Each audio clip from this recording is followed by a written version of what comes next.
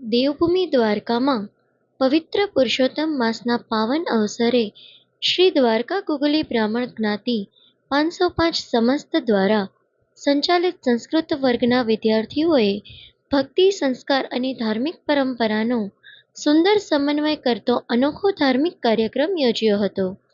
આ પ્રસંગે ભગવાન શ્રી દ્વારકાધીશજીના બાલગોપાલ સ્વરૂપને ભવ્ય પુષ્પ શૃંગારથી અલંકૃત કરી નૌકાવિહાર દર્શનનું ભાવપૂર્ણ આયોજન બ્રહ્મપુરી 1 ખાતે કરવામાં આવ્યું હતું.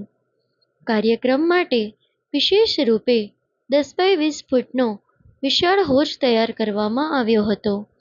અધિક જ્યેષ્ઠ માસ દરમિયાન ઉનાળાની તીવ્ર ગરમીને ધ્યાનમાં રાખી ઠાકોરજીને વિવિધ સુગંધિત અને રંગબેરંગી પુષ્પોથી નિર્મિત વસ્ત્રો ધારણ કરાવવામાં આવ્યા હતા, જે ભક્તોને વિશેષ આકર્ષણનું કેન્દ્ર બન્યા હતા.